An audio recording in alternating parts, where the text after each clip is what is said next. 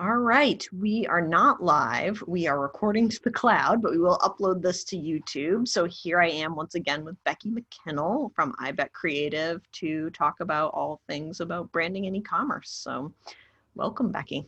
Thanks, Megan. Thanks for having me back. Happy we are still doing this, even though we can't be live. So our topic today is brand loyalty in a virtual world. That sounds exciting and very fascinating, very juicy indeed. So one of the things we're going to talk about is kind of like if you're a small business, which most of our clients are who we work with, how do you build brand loyalty in a virtual world and create a customized experience and really draw users in when you don't have the resources of the really large e-commerce retailers like an Amazon? I think for a lot of business owners, it feels really daunting and frustrating and kind of like, why even bother, because I can't compete. But I know both of us are all about kind of helping the little guys challenge the big guys. So do you have any tips around that or ways people can think about it? Yeah, well, when I think about personalization and having a really customized shopping experience, Amazon is the first website that comes to mind. Basically, they don't have a homepage. It just changes for each individual user based on what they've purchased in the past and what Amazon's algorithm thinks that they're interested in. So it can, feel kind of disheartening as a small business owner to think about like, well, how can I possibly have the same experience for my customers as Amazon? But what I would really challenge business owners to do, or, what web firms to do, is look at the different components of Amazon, because they are the masters at this and they are experts in conversion optimization, and try to find little portions of what Amazon's doing that you can adapt to your business. So even things like having recommendations for what customers have purchased before and what, maybe other products or other things in a set or a collection that your customer might also like. You can absolutely do that very easily with any e-commerce platform, whether it's Shopify or WordPress. You just have to constantly be thinking about how to do a workaround or like a step one, and then you can always improve on it.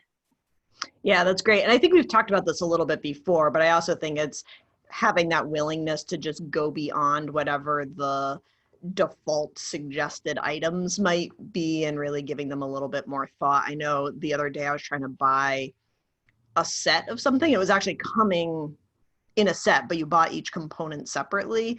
And you bought this mug, you might also be interested in, where things, I don't know, not even included, not even part of the set. It's like you have two other things that are very similar to this, and they're not even being offered to me. So I had to kind of go back to the homepage. Again, it just kind of creates that really frustrating user experience that doesn't feel very customized. It's like, what I'm looking at, what I'm trying to do, or you should know.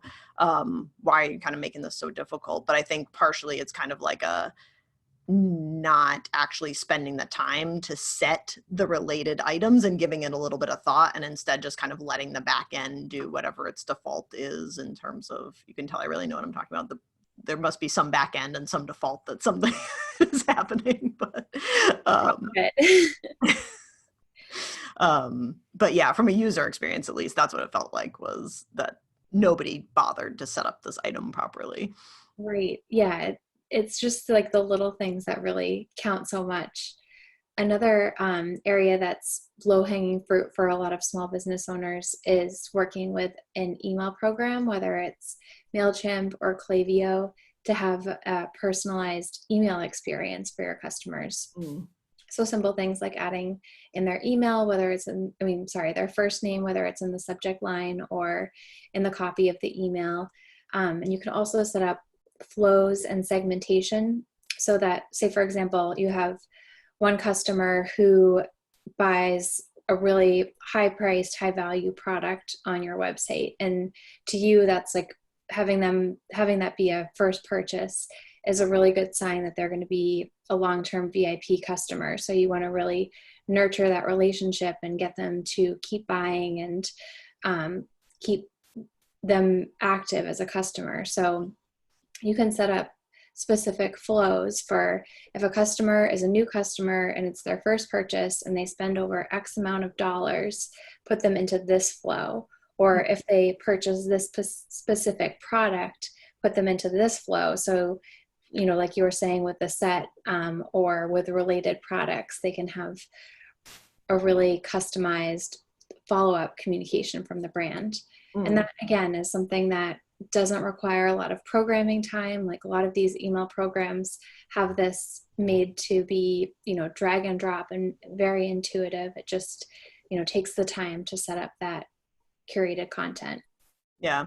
And I think that is, even sometimes that can become overwhelming to folks, is the idea of like, oh my gosh, I've got to spend a couple hours setting up this email flow. But once you have it set up, right, you don't really have to do anything other than just update it. So it's like a couple hours then ends up not only saving you time down the road, but also hopefully making you a lot more money as well, right? Absolutely. Yeah. I read somewhere the other day that in the second and third year of a customer's life with a company, like if they stay a loyal customer and keep purchasing, the amount that they purchase increases like 60% or something versus the like month 1 to 3 in their initial life. So, you know, when we're talking about brand loyalty, it's not just kind of like, oh, I want nice, loyal customers. It's like loyal customers are not only do you not have to keep spending the money to acquire them, which is a cost savings, but they're also actually going to continue to purchase more, have higher dollar purchases in the future, the more robust your relationship is and the longer it lasts. So it's definitely like we're talking about bottom line, not just like nice feelings, right? Yeah, absolutely. I think one thing that I think is also interesting to just talk a little bit about is why the personalization matters so much to brand loyalty. And that's something that we talk a lot about. And I'm almost always going over it in workshops. We have something that's called brand matrix. And basically it's just like one of those nice little like consulting 4-quadrant squares. And the most valuable kind of brand impression that you can have, the one that makes kind of the longest lasting impression and most meaningful impression on somebody, is something that's both highly personalized and either long lasting or frequent. So if you're having brand touch points that are personalized and you're getting that personalization very often, you have this opportunity to really like cement that relationship and create a really meaningful connection with that person in a way that's it's not a marketing connection, like it's actually like a neurological impression on them. And I think it's one of the interesting things that we don't often think about. Like there is a science to building loyalty and trust with people and customers, and it's about not only consistency but also that personalization and that frequency. So I think it's when we talk about personalization, it really isn't like a nice to have. If you're really trying to build a strong brand, it's a must have. And I think that that's also kind of an interesting point to it, that I don't know that, I think it's kind of assumed that people get that intuitively, but I think it's really interesting that like the science bears it out. Yeah. One thing I've noticed related to that is an opportunity that a lot of brands miss is the post-purchase customer experience. Totally. So like you get really excited about this brand and you're all into it. You can't wait to get your package. And then the kind of like thank you email or order confirmation email is like the generic Shopify template or whatever e-commerce platform it is. And you're just like, like that's such a missed opportunity to really reinforce the brand and get the customer excited, and like just taking the time to write a personal message. You know, it doesn't need to be an individual message for each customer, but a message that's personal from your brand versus like the default settings of your shopping cart. Yeah, it's like sometimes that personalization is just like the tone and acknowledging what kind of product they bought and how they might be using it.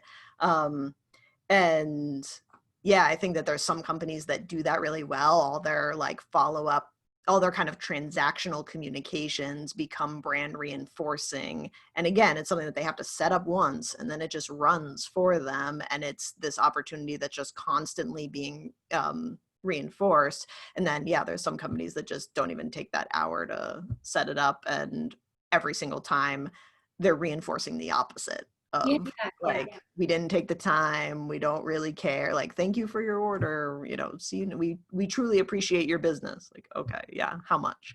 Mhm.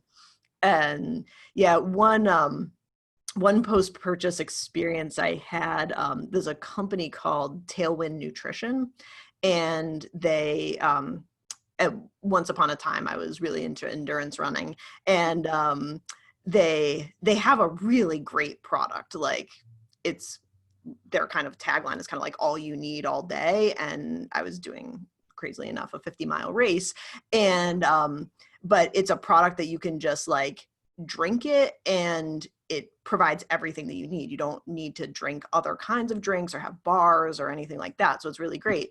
And but anyway, so I was testing it out, and when I purchased it for the first time online, one of the things that they asked me in checkout was like, what are you training for?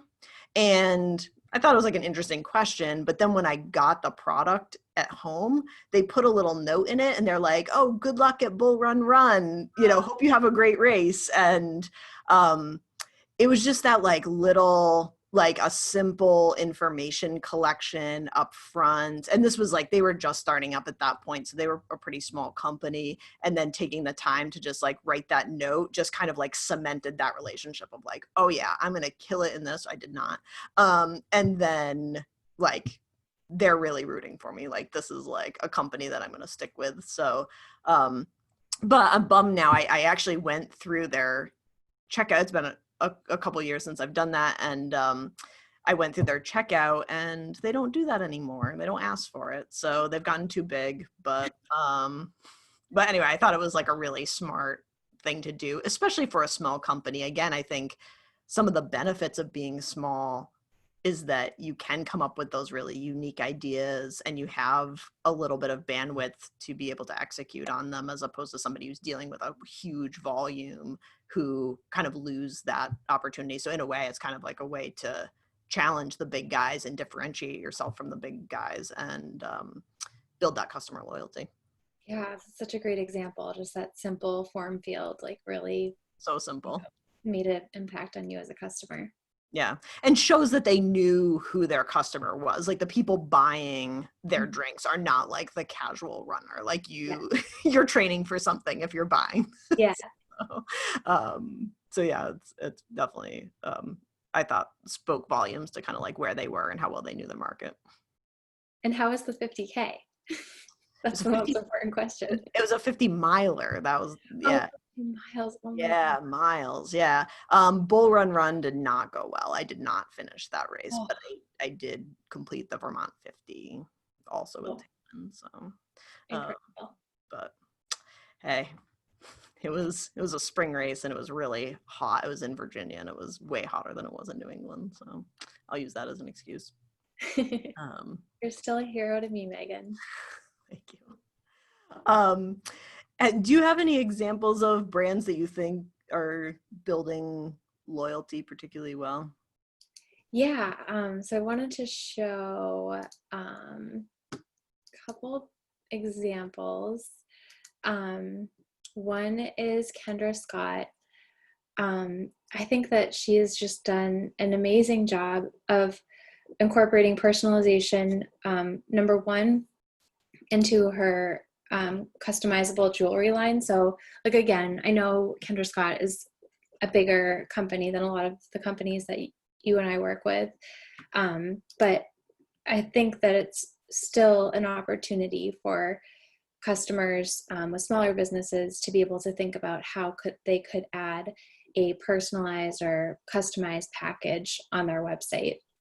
And again, there's a lot of like plugins and tools that you can look into that can, help you take the first step in this. Like, it might not be the most advanced, perfect e-commerce personalization experience, but you're at least, making steps towards that. Yeah. Yeah. And start to see what's possible. I think sometimes that first step is the hardest one to make. And then once you're into it, you start to see the benefit of it, which then allows you to invest a little bit more to make the experience a little bit smoother. And Yeah, definitely. And then the other one was just looking at her Instagram feed. She does a great job about being out there in front of the brand. And I had this example up of her doing an Instagram live with Monique Louet, who is a bridal designer, talking about bridal jewelry and bridal fashion. And she just really takes the time to be in front of her customers, and it's not always like the most perfect lighting or the most perfect environment. Like here it looks like she's probably at her house. And other times she might be in one of her stores doing a demo of new products that are launching. And I think, like, for me as a customer, I just feel like I'm really connecting with the person that was the whole inspiration behind the brand that she's built. And it makes me feel like, I'm not buying like fashion jewelry from a no-name company. It feels really personal. yeah, that's great. It's also interesting. There's, and again, I often reference these when I'm talking with clients or doing workshops and stuff, but there's 25 different brand intangibles that particularly like build value or that customers value more than other things.